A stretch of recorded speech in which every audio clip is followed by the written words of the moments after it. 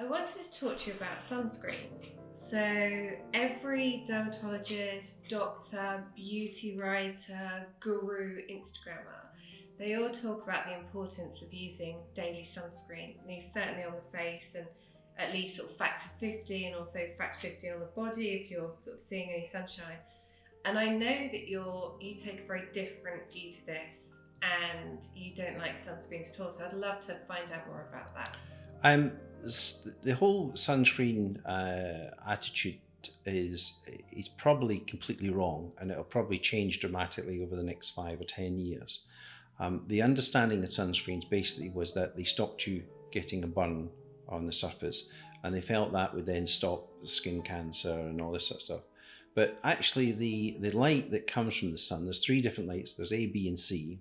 C, there's nothing we can do about. That's the job of the ozone to stop it. If that gets through, then we're all melted. But B is where the sunscreen and the SPF actually reflects with little particles of metal, which then reflects the light. And you can look at this light a bit like when you go into a cafe or a restaurant and you see food under a light. It's a heat light. And obviously, as you would see in a cafe, at the end of the day, it dries and burns what's on the plate. It doesn't actually cause skin cancer, and it doesn't actually cause the aging of the skin. So the understanding we're using in SPF is to reflect that UVB light, a bit like shining a torch in a mirror. UVA is the one that is the important one. Now UVA will bypass the sunscreen. Most sunscreens it'll bypass. It'll go through hats, umbrellas, clothing, water, windows, everything. And it's a photon. It's a long wavelength photon. And basically it goes through the skin, all the different layers of the skin, to where your new cells are being formed. And it can mutate them. And it does this through accelerating free radical particles.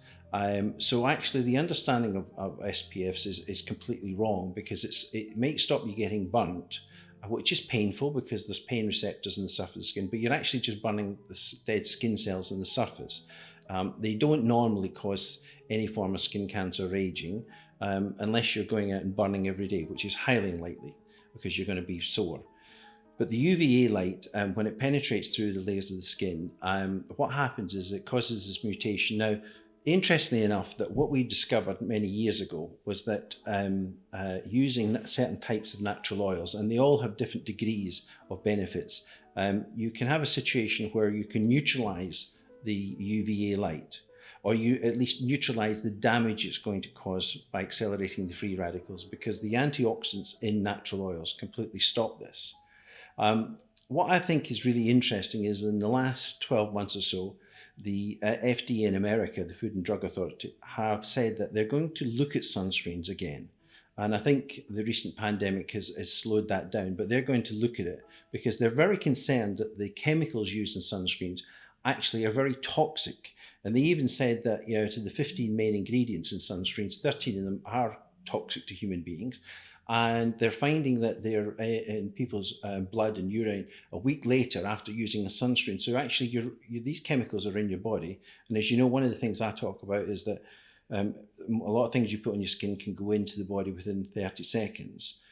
So ideally, what you should do is use a natural oil to protect yourself, and just be careful that you don't burn. So you're not lying out for hours and hours. The other thing with sunscreens that is coming through is the fact that by reflecting UVB light, they stop you absorbing vitamin D. Now, this is our most important vitamin when we're younger and when we're getting older, because it's what gives strength to the bones and teeth, such like, and also allows you to absorb a lot of vitamins from food. If you're not absorbing this vitamin D, then you basically are aging yourself quite rapidly and opening yourself up for diseases. And one of the things that's come through recently is the fact that this virus that's flying around is affecting people who have low vitamin D. And this could well be, in my opinion, simply because people are using more and more sunscreens, so they're not absorbing vitamin D. Whereas with the oils, it's the exact opposite. It allows the vitamin D to be absorbed and such like. So you're better off using a natural oil to protect yourself. And we've looked at this for the last 10 years at what is the best natural oils to give you the protection against UVA light accordingly. So when I was younger, my mum used to use baby oil when Yes. we were on holiday because she really liked tan, so she would sort of lather herself up. So would that be a good idea these days You to need to use? differentiate between oils. First of all, you've got natural oils which come from plants, and you've got oils that are made by refined petrochemicals, so petrol. And baby oil is a petrochemical. So when you turn it around and look at the back label, you see things like paraffin. This is petrol. Now, besides the fact that there's been some highlighted cases in the past few months where people have died through catching fire because this petroleum is on the skin and a naked light will light up the skin. They actually don't do anything. They don't have any minerals, vitamins, omegas, fatty acids, they don't have anything in it whatsoever, whereas natural oils do. So whilst you could say that they perhaps had the right ladder to protect yourself, it was up against the wrong wall. They were just using the wrong oils. And then in terms of facial skincare, so again, kind of going back to sort of what a lot of what you sort of read or hear about on social media, the use of facial sunscreens as an aging preventer. So going back to what you were saying about UVA rays and actually sunscreens not really helping with that, what would be what would be an alternative for that facial sunscreen if you're not using that facial Well, the sunscreen whole anymore? this is all packaged in anti-aging as well, because the majority of products don't actually do very much to stop your skin aging, simply because the molecule's too big to get into the skin to protect the new cells and the fibers and the collagens, etc.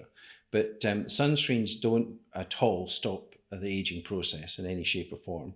It's natural oils that do that, and how they do that is because the molecule, which is when you go to the supermarket and you buy fruit and veg, and you take it home and you think, oh, I'm going to have these, I'm going to give them to the kids, etc., etc.